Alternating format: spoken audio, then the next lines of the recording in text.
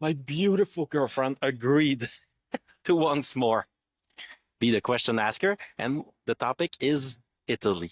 And it's a it's one of my favorite places, so that's gonna be easy because, well, first of all, again, my girlfriend is half Italian,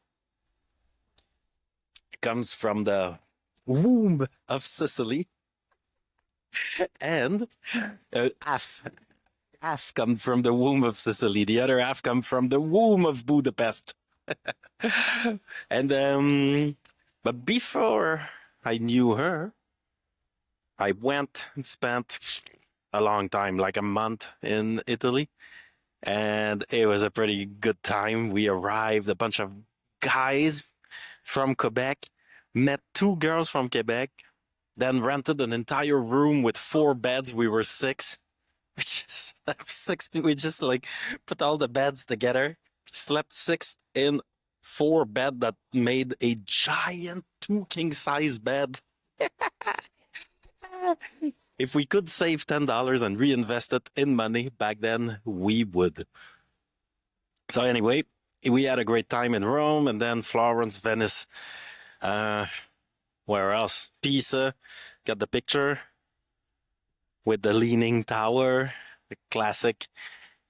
Then we went back, Naples, Positano, Capri, La Côte Amalfitaine, the Amalfi Coast. Is that it? No, yeah.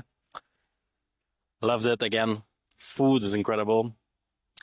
And last time that we went, that was a pretty cool trip too. Jacques, one of our friends, invited us, and we just like left the three of us, rented a car, and then we drove from Naples all the way down to Sicily. And it's there that I kind of fell in love with the a place. Because so far I liked Italy, the country, but I never found like my city in Italy. And when we were like driving down, we were kind of, it was the secondary, like first mission was to have fun. Secondary mission was to find our home in Italy, more or less. And we ended up finding it at the western tip of the Sicilian coast. So the one that has the sunset. And there is a kite surfing spot there. The town is called Lo Stagnone, and it's that's not a town. That's basically just a road, but it's between two mid-sized towns. One was called, my memory is Marsala, and the other one, do you remember? Trapani, exactly.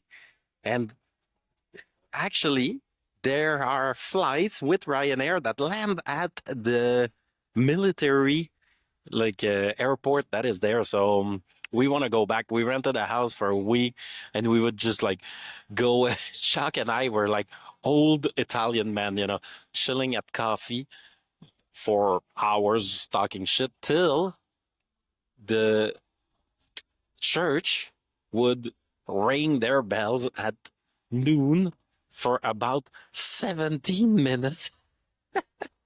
It was insane.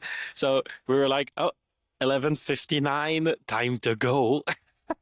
Because like, they would ruin the entire 20 minute that would follow.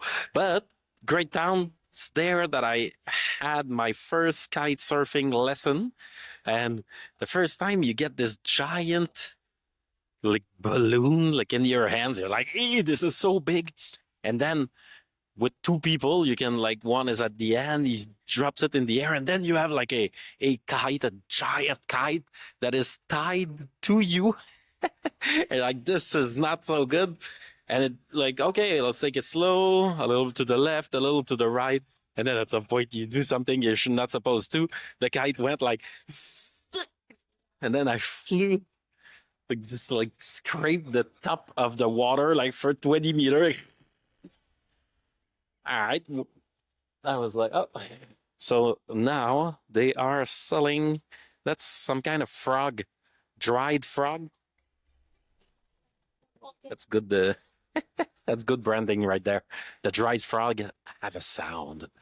And so that's where I fell in love with Italy. And I want to go back. And also, last time we were in Chamonix in France, we saw, I didn't know, that there is a tunnel underneath Le Mont Blanc, which is the highest mountains of the Alps.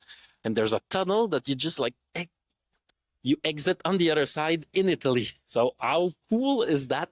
Then you get to see the other side of the mountain in Italy. So, we have two places to go now. We have the Italian Alps that I never saw, and we have Lo Stagnone, where we need to go back. And that's a quick overview of my experience in Italy.